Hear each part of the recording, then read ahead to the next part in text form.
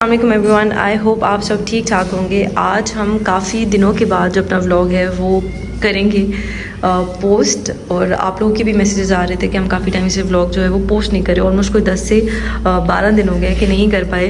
Reason यही था कि बहुत सारा काम हुआ था और रमज़ान भी शुरू होने वाला था, तो काफ़ी चीज़ें थी, रेस्क्यूज़ बहुत ज़्यादा हुए थे और थोड़ी सी लेजीनेस भी हुई थी वीडियो मेकिंग के लेके, तो इस वजह से हम नहीं कर पाए। इस टाइम पे कुछ कैट्स हैं, उनका ट्रीटमेंट चल रहा है, तो आपको आवाज़ें भी आ रही होंगी कि वो चीख रही हैं। ये जो एरिया है, मैंने बहुत दफ़ा बताया कि हमारा वैक्सीनेटेड कैट्स एरिया है, बट वैक्सीनेशन डजंट मीन कि जो आपकी कैट है उसको कोई और प्रॉब्लम्स नहीं होंगे।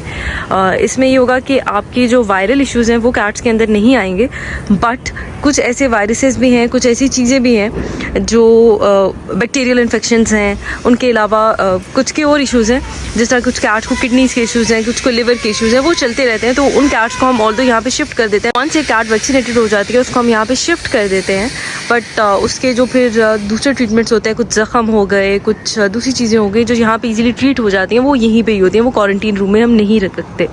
हमारा ये एरिया है, ये इतना क्राउडेड हो चुका हुआ है कैट्स के साथ। इसकी जो स्पेस थी वो अराउंड 200 कैट्स की थी, लेकिन इस टाइम पे यहाँ पे ऑलमोस्ट कोई 300 कैट्स हैं और अभी और कैट्स शिफ्ट भी होनी है। कल परसों हमने ऑलमोस्ट 35 जो कैट्स हैं वो यहाँ पे शिफ्ट किए हैं। हम बस इंतज़ार कर रहे हैं कि जो हमारा दूसरा एरिया है वो जल्दी से रेडी हो जाए, ताकि हम यहाँ पे जो कैट्स की डेंसिटी है उसको थोड़ा सा कम कर सकें। ये होता है कि जब बारिश होती है तो हमें ये सारी बिल्लियाँ जो है अंदर बंद करनी पड़ती हैं, और अब इतनी स्पेस ही नहीं रही है अंदर कि हम कोई एक और कैट भी वहाँ पे रख सके। पूरा हर चीज़ भरी होती है। न्यू बच्चे हैं दोनों जो आए हुए हैं शेल्टर के ऊपर, हमने शिफ्ट किए हैं, बट ये भी डिप्रेशन में ही हैं, अभी वीक हैं। लविंग बहुत ज़्यादा है, आहिस्ता आहिस्ता ये है कि ठीक हो जाएंगे। कुछ होते हैं, कुछ नहीं होते, इस तरह का एक प्रोसेस चलता है ही रहता है हर टाइम शेल्टर के ऊपर। ये मेरी वो बच्ची है जिसका इतना बुरा हाल था, और माशाल्लाह ये इस टाइम पे अपनी फुल एज में भी है और फुल अपना अच्छी कंडीशन के अंदर भी है। लिटरली जो पर्शियन कैट्स हैं वो इतनी ज़्यादा हो चुकी हुई हैं कि मुझे लग रहा था लास्ट डेज में कि हमारा जो एक क्वारंटीन रूम है वो शायद कोई पेट शॉप है, कि इतनी ज़्यादा उसके अंदर पर्शियन कैट्स हुई हुई हैं। अभी भी आप देखेंगे कि हमारी रेशो काफ़ी ज़्यादा इंक्रीज़ हुई हुई है पर्शियन कैट की। इसका मतलब ये बिल्कुल भी नहीं है कि हम लोग पर्शियन कैट्स लेना शुरू हुए हैं या लोगों को कह रहे हैं कि वो बेडन करके जा रहे हैं। ये सारी वो कैट्स हैं जो हमें बड़ी बुरी कंडीशंस में मिली हुई हैं, और रीजंस क्या है कि लोगों ने इनको अबेंडन किया हुआ है। पाकिस्तान के अंदर ये कल्चर इतना आम हो चुका हुआ है कि आप एक एनिमल लो, उसको अपने पास रखो, अपना दिल बहलाओ, या वो बूढ़ा होता है या बीमार होता है तो उसको उठा के आप फेंक दो। इतने सारे लोग हैं जो हमें डेली कांटेक्ट कर रहे होते हैं, और उनके जो कांटेक्ट करने का रीज़न होता है वो यही होता है कि वो अपनी कैट्स को अबेंडन कर रहे होते हैं। और जब हम उनकी कैट्स को हम कहते हैं कि ये नहीं सर्वाइव करती हैं, तो वो मिसबिहेव करते हैं। अडॉप्शन के भी इतने बुरे एक्सपीरियंसेस हो चुके हुए हैं, लोगों के भी सुन सुन के इस तरह से लगता है। मैंने तो जो कैट अडॉप्शन पे दी है ना, आफ्टर सम टाइम वो मेरे पास वापस ही आई है। द रीज़न, ऐसे स्टूपिड रीजंस होते हैं that I don't want to even quote those reasons कि क्या है। एक कैट अडॉप्शन पे दी और वो ऑलमोस्ट कोई 1 घंटा दूर था हमारे शेल्टर्स के ऊपर से, एंड एवरी टाइम कैट को कुछ भी होता था तो I had to send veterinary help, कोई उसको नहलाने के लिए, एवरीबडी फ्रॉम हियर। वो इस चीज़ की भी जहमत नहीं करती थी कि वो उस एनिमल को डॉक्टर के भी दिखा सके, and she use to create a huge mess. But उस टाइम पे वो एनिमल इतना स्ट्रेस में था कि मुझे लगा कि वो शायद शेल्टर से बेहतर है कि वो उनके पास रहे। बट एट लास्ट हमें वो जो कैट थी वो भी वापस मंगवानी पड़ी। पे हमारे पास इतने ज़्यादा अबेंडन पेट्स हो चुके हुए हैं कि ये भी एक है जिसकी हमने कल स्टोरी भी लगाई थी, और इसकी हालत चेक करें। अंकल इसको थोड़ा सा ऊपर करें, थोड़ा सा, ये देखें कि इस तरह से। और इस टाइम पे जितने हमारे पास अबेंडन पेट्स हैं सबकी ये हालत है। मैं आपको बाकी भी दिखाती हूँ। वो कल हम परचेज करके लेके आए 9000 के अंदर, जिसमें से 3000 जो रिपोर्टर था उन्होंने दिया, 6000 हमने दिया। और इसकी आप सिर्फ हालत चेक करें कि जिस बंदे ने इस बिल्ले का 9000 रुपया लिया है वो अल्लाह ताला को भी खुद किस तरह से जवाब दे होगा।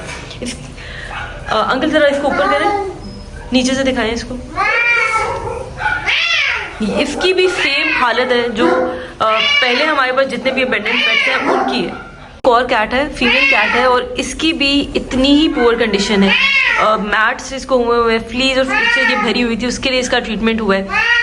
बच्चा है, रिसेंटली हमारे पास आया है, और इसकी भी जो कंडीशन है वो उसी तरह से है। और अभी हम इनको ट्रिम इसलिए नहीं करा रहे हैं क्योंकि बारिशें हो रही हैं, ठंड हो रही है, इनका टेम्परेचर डाउन हो सकता है, तो ये हाइपोथर्मिया में जा सकते हैं। ये वो बच्चा है जो हमने पेट मार्केट से रेस्क्यू किया था और इसके भी ब्लड जो सैंपल्स हैं वो बिल्कुल भी क्लियर नहीं है और हम इसमें ड्राई जो FIP है वो भी सस्पेक्ट कर रहे हैं। ये बच्ची है जो हमारे पास अभी कुछ टाइम हुआ है शिफ्ट हुई है और ये भी पर्शियन है। इसको छोड़ने का भी ये था कि ये बहुत ज़्यादा एग्रेसिव थी और फैमिली ने इसको बेंड इन कर दिया था। बाकी ये कुछ हैं, ये मेरा सबसे पुरानी वाली कैट में से मूफ़ी है, ये वो है, ये डोडो है। साथ एक बहुत प्यारा बच्चा है वो है जोजो, और जोजो मुझे इतना क्यूट लगता है और मुझे ये वोल्डेमॉर्ट की याद दिलाता है। वोल्डेमॉर्ट मेरी वो पहली रेस्क्यू थी जो क्रेजी कैट्स का ऑफिशियल, मतलब मेरा रेस्क्यू फर्स्ट नहीं था लेकिन जो क्रेजी कैट्स का जब हमने प्रोजेक्ट स्टार्ट किया था उसका वो पहला रेस्क्यू था। और वोल्डेमॉर्ट से मैं इतना अटैच थी, वो काफ़ी ओल्ड भी था और वो इतना प्यारा बच्चा था और इतना मेरे पास वर्ड्स नहीं है उसको डिस्क्राइब करने के लिए, उसके साथ जो एक अटैचमेंट थी। तो ये जोजो है, जोजो का भी नाक नहीं है और आगे से भी ये जला हुआ है और इसकी टेल भी नहीं है। शक्ल बिल्कुल वोल्डेमॉर्ट से मिलती है। अगर आप में से कुछ लोग हमें बिल्कुल स्टार्ट से फॉलो करते हैं तो वो उनको आइडिया होगा। बट ये वोल्डेमॉर्ट की तरह इतना लविंग नहीं है, प्यार करता है लेकिन जितना लविंग वो था ना वैसा आज तक मैंने नहीं कोई देखा। की याद में उन्होंने वोल्डी 2 रखा था, वो ये था बिकॉज इसका भी नोज नहीं था, इसको भी जो करंट लगा था और उसके बाद इसका जो नाक है वो रिमूव करना पड़ा था, वो मेल्ट हो गया था। अंदर कोई भाईचारा चल रहा है। क्या कर रहे हो? कैट्स में ये बड़ी अच्छी बात है कि ये ना पहले एक दूसरे को जानती होती है और इनकी इतनी अच्छी बॉन्डिंग बन जाती है कुछ कैट्स की आपस में। नोट किया होगा कि मेरी आजकल जो भी वीडियो होती है उसके अंदर यही बात होती है कि आप अपने पेट्स को अबैंडन ना करें, अबैंडन ना करें। बिकॉज़ मुझे ये लगता है कि शेल्टर को देखने के बाद ना लोग ये समझने लग पड़ते हैं कि ये बड़ी आइडियल लाइफ है।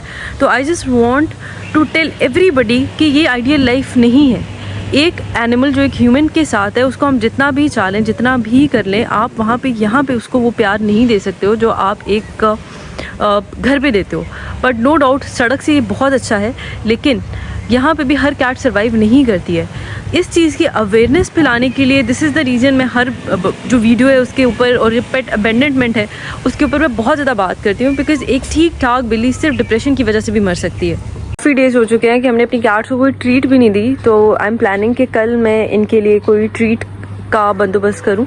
और आई डोंट प्रेफर कि जो ट्रीट्स हों वो कोई जेलीज टाइप कुछ हो या कुछ वो। आई ऑलवेज़ प्रेफर कि इनके लिए कोई भी चीज़ अगर हम दे रहे हैं वो नेचुरली हो, प्रोसेस्ड ना हो।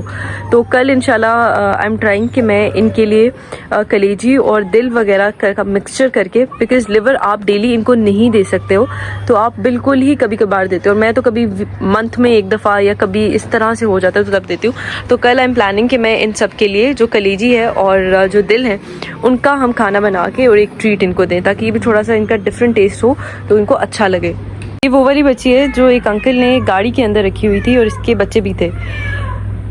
ये रिची है, वो जेरी आया है। क्या आवाज़ है सबको? और ये इतनी डिमांडिंग है प्यार के लिए। पीछे एक बच्चा है जो नया भी आया हुआ है शेल्टर के ऊपर और वो रो रहा है। काफ़ी आवाम है जो ये नीचे बैठी हुई है। ये नया बच्चा भी शिफ्ट हुआ है शेल्टर पे तो वो रो रहा है।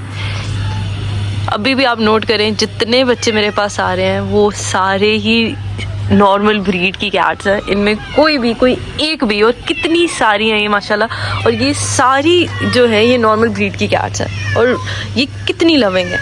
क्या बात है मेरी बेटी को। वीडियो सिर्फ इसलिए बनाई है कि ताकि हम जो एक ट्रैक है उसको दोबारा से हम फॉलो कर सकें और दोबारा से अपने जो व्लॉग्स वगैरह हैं वो हम दोबारा डालना शुरू करते हैं। बिकॉज ये प्रैक्टिस है, जब आप करते रहते हो तो आपको बड़ा इजी लगता है। तो वंस आप इसको छोड़ते हो या आप थोड़ा सा अपने पास से डिविएट हो जाते हो या दूसरी तरफ अपनी एनर्जीज़ को इन्वेस्ट करने लग पड़ते हो तो बड़ा मुश्किल हो जाता है। ऐसे लगता है कि एक प्रॉपर एक काम है जो आपको करना पड़ता है। तो आज की वीडियो बस इसीलिए थी कि हम अपने जो ट्रैक है उस पर हम वापस आएँ इंशाल्लाह कल से, और कल ही तो परसों से हम अच्छी वीडियोज़ जो हैं वो दोबारा से डालना शुरू कर देंगे जिसके अंदर हम कोई ना कोई नॉलेज की बात करेंगे, कैट्स को किस तरह रखना चाहिए और अच्छे टॉपिक्स डिस्कस करेंगे। सपोर्ट करने के लिए एक दफ़ा हमारी इस पूरी वीडियो को आप देख लें, लाइक कर दें, सब्सक्राइब कर लें और हो सके तो अपने फ्री टाइम के अंदर सिर्फ वीडियोस लगा के थोड़े टाइम के लिए छोड़ दें, ताकि हमारा जो वॉच आवर है वो कंप्लीट हो जाए और हम जो अपना चैनल है इसका जो एक मकसद है वो हम पूरा कर सकें। Thank you so much.